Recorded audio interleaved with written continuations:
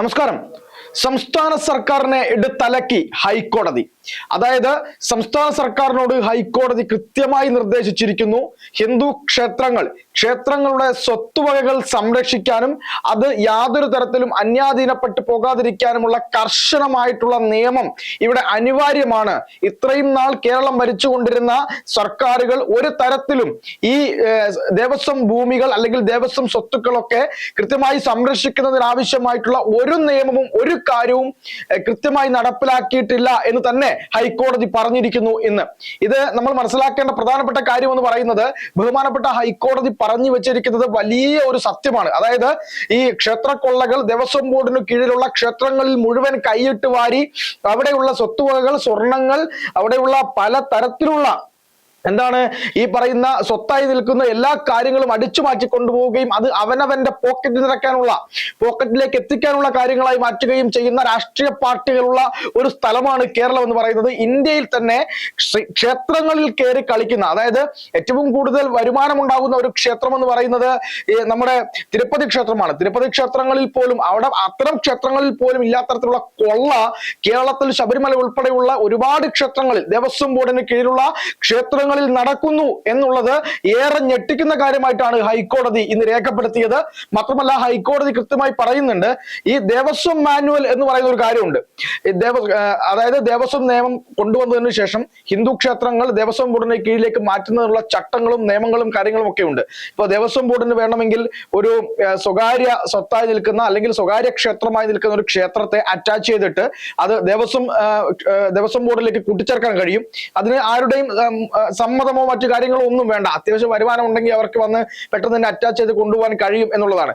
മാത്രമല്ല ഇതിന്റെ ഒരു വിരോധാഭാസം എന്ന് പറയുന്നത്, അന്ത്യത്തിരി കത്തിക്കാൻ വകുപ്പില്ലാത്ത ക്ഷേത്രങ്ങൾ, അവിടെ നിത്യപൂജ മുടങ്ങിപ്പോകുന്ന ക്ഷേത്രങ്ങൾ, വളരെ സങ്കടത്തോടുകൂടി ഭക്തർ ഒരുപാട് വിഷമത്തോടുകൂടി പറയുന്ന ക്ഷേത്രങ്ങൾ, അതൊക്കെ കേരളത്തിലുണ്ട്. അത്തരം ക്ഷേത്രങ്ങളൊന്നും ഈ ദേവസ്വം ബോർഡ് ഏറ്റെടുക്കില്ല.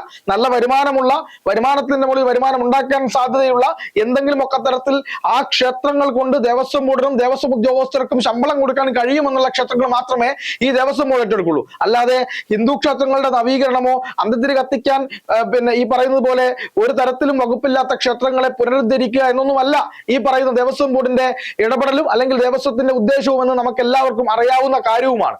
അതിനാണ് ഇപ്പോൾ കൃത്യമായി ഹൈക്കോടതി കൃത്യമായ രൂക്ഷമായിട്ടുള്ള വിമർശനം ഉന്നയിച്ചിരിക്കുന്നത്. ഹൈക്കോടതി പറയുന്നു, ദേവസ്വം മാനുവൽ എന്ന് പറയുന്ന മാനുവൽ അത് ഒരു വെറുതെ ഉണ്ടാക്കിയ ഒരു കാര്യം മാത്രമാണ്. ദേവസ്വം മാനുവൽ ലംഘിച്ചു കഴിഞ്ഞാൽ അതിലെ സിവിൽ ആയിട്ടുള്ള കാര്യങ്ങൾ, അതിലെ ക്രിമിനൽ ആയിട്ടുള്ള കാര്യങ്ങൾ, ഇതൊക്കെ വേർതിരിച്ച് സംസാരിക്കുമ്പോൾ അല്ലെങ്കിൽ നമ്മൾ വേർതിരിച്ച് നോക്കുന്ന സമയത്ത് ആ നിയമങ്ങളെല്ലാം തുലോം ഈ പറയുന്നത് പോലെ ബലക്കുറവുള്ള നിയമങ്ങളാണ്. യാതൊരു തരത്തിലും മുന്നോട്ട് പോകാത്ത, എന്തെങ്കിലും തെറ്റ് ചെയ്താൽ അതിൽ ഇപ്പോ സിവിൽ പരമായിട്ട് നടപടിയെടുക്കാൻ മാത്രം കഴിയുന്ന അല്ലെങ്കിൽ ക്രിമിനൽ നടപടി ചട്ടക്രമത്തിലൂടെ മുന്നോട്ട് പോകാൻ കഴിയാത്ത തരത്തിലുള്ള നിയമങ്ങളാണ് ഈ ദേവസ്വം ഇടപാടുകളുമായി ബന്ധപ്പെട്ട് ദേവസ്വം മാനുവലിൽ ചേർത്ത് വെച്ചിരിക്കുന്നത് എന്ന് ഹൈക്കോടതി നിരീക്ഷിച്ചിട്ടുണ്ട്. അതായത് നമ്മുടെ സംസ്ഥാന സർക്കാരുകൾ, മാറി മാറി വന്ന സംസ്ഥാന സർക്കാരുകൾ ഒരു ദേവസ്വം പോലുള്ള ഹിന്ദുക്കളുടെ ഏറ്റവും പരമപ്രധാനമായിട്ടുള്ള ഒരു ക്ഷേത്രത്തെ കൈവശം വെക്കുന്ന സമയത്ത് ആ ക്ഷേത്രത്തിലെ സ്വത്തുവകകൾ ഒരു തരത്തിലും കൈമോശം വരരുത് എന്ന രീതിയിൽ ആയിരിക്കണമായിരുന്നു ആ നിയമം ഉണ്ടാക്കേണ്ടത്.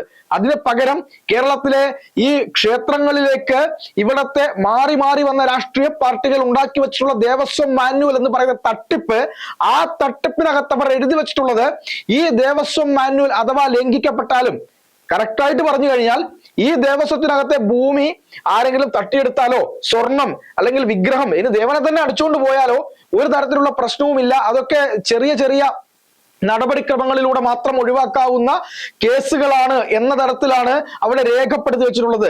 ഗുരുതരമായ ചട്ടലംഘനം, ഗുരുതരമായ ക്രിമിനൽ ഒഫൻസ് തുടങ്ങിയ കാര്യങ്ങളൊന്നും തന്നെ ഈ ദേവസ്വം മാനുവൽ പ്രകാരം ഉണ്ടാക്കിയിട്ടില്ല എന്നുള്ളതാണ് നമ്മളെ ഞെട്ടിക്കുന്നത്. അതായത് കൈയിട്ട് വാഴാൻ മാത്രം ഉണ്ടാക്കിയിട്ടുള്ള ഒരു കാര്യമാണ് ദേവസ്വം ബോർഡ് എന്നതാണ് ഇന്ന് ഹൈക്കോടതിയുടെ തന്നെ നിരീക്ഷണത്തിലൂടെ നമുക്ക് മനസ്സിലാവുന്നത്.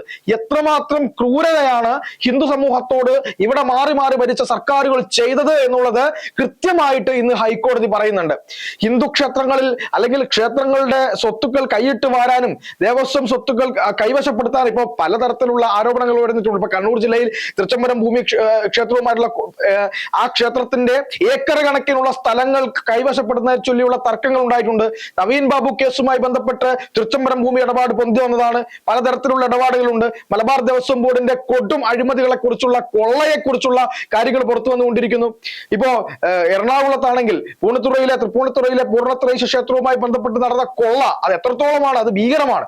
അതുപോലെ തന്നെ ഏറ്റുമാനൂർ ക്ഷേത്രത്തിലെ 7.5 പൊന്നാന മുതല് അവിടെയുള്ള ആ ക്ഷേത്രത്തിന്റെ ആവശ്യത്തിലേക്കായിട്ട് തേക്ക് വേണമെന്ന് പറഞ്ഞുകൊണ്ട് നടത്തിയിട്ടുള്ള കൊള്ള, ഈ ഭഗവാന്റെ വാഹനം അടിച്ചു മാറ്റുന്ന, അതായത് ശബരിമല അയ്യപ്പന്റെ വാഹനം മുതൽ ഈ അയ്യപ്പന്റെ മുകളിൽ ചാർത്തിയിട്ടുള്ള എല്ലാ കാര്യങ്ങളും അടിച്ചുകൊണ്ട് പോകുന്ന രീതിയിലേക്ക് കാര്യങ്ങൾ വന്നു. ഗുരുവായൂർ ക്ഷേത്രത്തിൽ ഇതേപോലെ തന്നെ കാര്യങ്ങൾ ഉണ്ടായി. പെരുമ്പാവൂരിനടുത്തുള്ള ഒരു ക്ഷേത്രത്തിൽ ഒരു ബ്രാഹ്മണ കുടുംബം സർക്കാരിലേക്ക് ഏൽപ്പിച്ചു നൽകിയിട്ടുള്ള എന്താണ് വിലമതിക്കാനാവാത്ത വൈരങ്ങൾ, രത്നങ്ങൾ, ഇതൊന്നും തന്നെ കാണാതായിരിക്കുന്നു. ഇതിനെപ്പറ്റി ഒരു അന്വേഷണവുമില്ല. 20 വർഷമായിട്ട് ആ സംഭവത്തെ പറ്റി യാതൊരു അറിവും ദേവസ്വം ബോർഡിന് ഇല്ല എന്നാണ് പറഞ്ഞത്. കൃത്യമായി 20 വർഷങ്ങൾക്ക് മുമ്പ് ദേവസ്വം ബോർഡിനെ ഏൽപ്പിച്ച സ്വത്തുക്കളാണത്. എങ്ങോട്ട് പോയി ഈ ചോദ്യമാണ്. ഈ പറയുന്ന കഴിഞ്ഞ 10 വർഷങ്ങൾക്കിടയിലാണ് അത് കാണാതായിരിക്കുന്നത് എന്നുള്ളതാണ് ഏറ്റവും രസകരമായിട്ടുള്ള കാര്യം.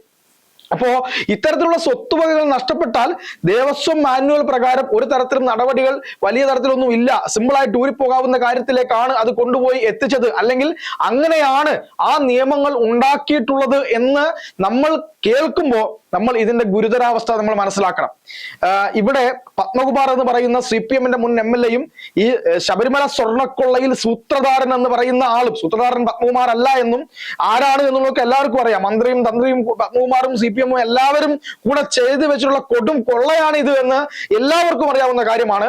അങ്ങനെ ഇരിക്കെ പത്മകുമാറിന്റെ ഒരു വാദം എന്ന് പറയുന്നത്, ഞാൻ ദേവസ്വം മാനുവൽ ലംഘിച്ചു എന്നുള്ളതാണ് എന്റെ പേരിലുള്ള കുറ്റമെങ്കിൽ അത് ക്രിമിനൽ നടപടി ചട്ടപ്രകാരം എനിക്കെതിരെ നടപടിയെടുക്കാനുള്ള കാരണമാവില്ല എന്ന് ഇന്ന് ഹൈക്കോടതിയിൽ ജാമ്യാപേക്ഷയാക്കി കൊടുക്കുമ്പോൾ ഈ പറയുന്ന പത്മകുമാർ വാദിച്ചിട്ടുണ്ട്. ബഹുമാനപ്പെട്ട ഹൈക്കോടതി അതിന് മറുപടി പറഞ്ഞത്, ഈ പറയുന്ന ദേവസ്വം മാനുവൽ പ്രകാരം താങ്കൾ എന്തെങ്കിലും തെറ്റുകൾ ചെയ്തിട്ടുണ്ടെങ്കിൽ അതിന് ക്രിമിനൽ നടപടി പ്രകാരം നടപടിയെടുക്കാൻ കഴിയില്ല. പക്ഷേ ദേവസ്വം മാനുവൽ ലംഘിച്ചുകൊണ്ട് വളരെ ഗുരുതരമായ തെറ്റ് ചെയ്യണമെന്ന ഉദ്ദേശത്തോടു കൂടി ഒരു കാര്യം ചെയ്യുമ്പോൾ അത് ക്രിമിനൽ നടപടിക്രമങ്ങളുടെ പരിധിയിൽ വരും. അതായത് ഇന്ത്യൻ ഭരണഘടന പറയുന്ന ഈ പറയുന്ന ക്രിമിനൽ നടപടി ചട്ടങ്ങളുടെ പരിധിയിൽ വരുമെന്ന് ഹൈക്കോടതി ഇന്ന് തിരിച്ചു പറയുന്ന അവസ്ഥയുണ്ടായി എന്നുള്ളതാണ്. അപ്പോ നമ്മൾ മനസ്സിലാക്കണം, നമ്മുടെ ഭരണഘടനയിൽ കേന്ദ്ര സർക്കാരും അതുപോലെ തന്നെ മൊത്തത്തിലുള്ള ചില നിയമങ്ങളുണ്ട്. അതായത് സംസ്ഥാന സർക്കാർ, കേന്ദ്ര സർക്കാർ, കൺകറന്റ് ലിസ്റ്റ്, അതായത് കേന്ദ്രത്തിനും സംസ്ഥാന സർക്കാരിനും രണ്ടാർക്കും കൂടെ കൈകാര്യം ചെയ്യാൻ പറ്റുന്ന കാര്യമാണ് കൺകറന്റ് ലിസ്റ്റ് എന്ന് പറയുന്നത്. ആ കൺകറന്റ് ലിസ്റ്റിൽപ്പെട്ട കാര്യമാണ് ഈ ദേവസ്വം എന്ന് പറയുന്നത്. ആ കൺകറന്റ് ലിസ്റ്റിലെ നിയമങ്ങളുണ്ട്, പൊതുവായിട്ടുള്ള നിയമങ്ങളുണ്ട്. അവിടെ ഈ എന്തെങ്കിലും തരത്തിൽ മോഷണം നടന്നാൽ, ഭഗവാന്റെ സ്വത്തുക്കൾ അപഹരിച്ചു കഴിഞ്ഞാൽ അതിലൊക്കെ കൃത്യമായ നടപടി എടുക്കുക, അല്ലെങ്കിൽ അതൊരു ഒഫൻസാണ്, ഗുരുതരമായിട്ടുള്ള ക്രിമിനൽ ഒഫൻസ് ആണ് എന്ന തരത്തിൽ തന്നെ ദേവസ്വം മാനുവലുമായി ബന്ധപ്പെട്ട് അതിന്റെ ആ ഒരു പരിധിക്കുള്ളിൽ അല്ലെങ്കിൽ ആ പരിധിക്ക് അപ്പുറത്തേക്ക് കേന്ദ്രത്തിൻ്റെതായ ചില നിയമങ്ങളുണ്ട്.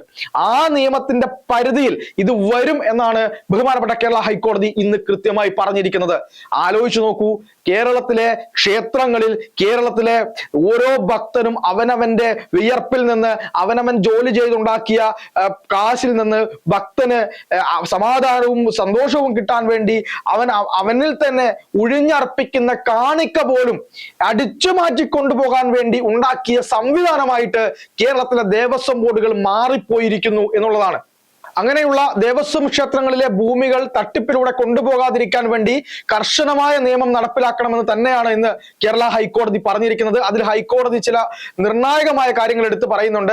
ഇത്തരം ക്ഷേത്രങ്ങളിലെ ഭൂമികൾ എന്ന് പറയുന്നത്, സ്വത്തുക്കൾ എന്ന് പറയുന്നത് വളരെ വൈകാരികമായിട്ടുള്ള കാര്യമാണ്. ഭക്തൻ അറിഞ്ഞു കൊടുക്കുന്ന സ്വത്താണത്. അത് ദേവന്റെയും ഭക്തജനങ്ങളുടേതുമാണ്. അതുകൊണ്ട് തന്നെ ഇത്തരം കാര്യങ്ങൾ തട്ടിപ്പിലൂടെ കൊണ്ടുപോകുന്ന ആളുകൾക്ക് അതിനെ ആവർത്തിക്കാൻ തോന്നാത്ത വിധത്തിലുള്ള നിയമങ്ങളാണ് ഇവിടെ വേണ്ടത്. കർശനമായിട്ടുള്ള നിയമങ്ങൾ വേണം, അതികർശനമായിട്ടുള്ള നിയമങ്ങൾ വേണം, അതിൽ കൃത്യമായ ഇടപെടൽ ഉണ്ടാവണം എന്ന് തന്നെയാണ് കേരള ഹൈക്കോടതി ഇന്ന് അഡീഷണൽ ഡയറക്ടർ ജനറൽ ഓഫ് പ്രോസിക്യൂട്ടറോട് ഇന്ന് പറഞ്ഞിട്ടുള്ളത് എന്നാണ് നമ്മൾ മനസ്സിലാക്കുന്നത്. അതുകൊണ്ട് തന്നെ കേരള ഹൈക്കോടതി വളരെ ഗൗരവത്തോടു കൂടി ഈ കാര്യത്തെ പരിഗണിച്ചിരിക്കുന്നു എന്നുള്ളത് തന്നെയാണ്. ഈ ക്ഷേത്രങ്ങളിൽ നടക്കുന്ന തട്ടിപ്പുകൾ, വെട്ടിപ്പുകൾ, ഇതിലൊന്നും തന്നെ കൃത്യമായ നടപടിയെടുക്കാനുള്ള ഒരു നിയമം പോലും സംസ്ഥാന സർക്കാർ ഉണ്ടാക്കിയിട്ടില്ല എന്ന് പറയുന്നത് നമ്മളെ ഏറെ ഞെട്ടിക്കുന്ന കാര്യം തന്നെയാണ് എന്ന കാര്യത്തിൽ സംശയമില്ല. ഇതെല്ലാം കൂടെ കക്കാനും മുക്കാനും നക്കാനുമുള്ള ഒരു കാര്യമായി ദേവസ്വത്തെ കൊണ്ടുപോവുകയായിരുന്നു ഈ മാറി മാറി വന്ന സർക്കാരുകൾ എന്നാണ് നമുക്ക് മനസ്സിലാകുന്നത്. എന്തായാലും ബഹുമാനപ്പെട്ട ഹൈക്കോടതിയുടെ കൃത്യമായ ഇടപെടൽ ഉണ്ടായിരിക്കുന്നു. അതിൽ കുറ്റമറ്റ രീതിയിൽ, യാതൊരു ലുപ്ഹോളും ഇല്ലാത്ത രീതിയിൽ കൃത്യമായി ഗുരുതരമായ ചട്ടങ്ങൾ, ഗുരുതരമായ തെറ്റുകൾ ചെയ്യുന്ന ആളുകളെ പൂട്ടാനുള്ള ചട്ടങ്ങൾ ഉൾപ്പെടുത്തിക്കൊണ്ട് അത് നിയമം ഉണ്ടാക്കണം എന്ന് തന്നെയാണ് ഹൈക്കോടതി ഇന്ന് സർക്കാരിനോട് പറഞ്ഞിരിക്കുന്നത്. ഇത് ഹിന്ദുക്കളെ സംബന്ധിച്ചിടത്തോളം അല്ലെങ്കിൽ ഭക്തജനങ്ങളെ സംബന്ധിച്ചിടത്തോളം വലിയൊരു ആശ്വാസം തന്നെയാണ്.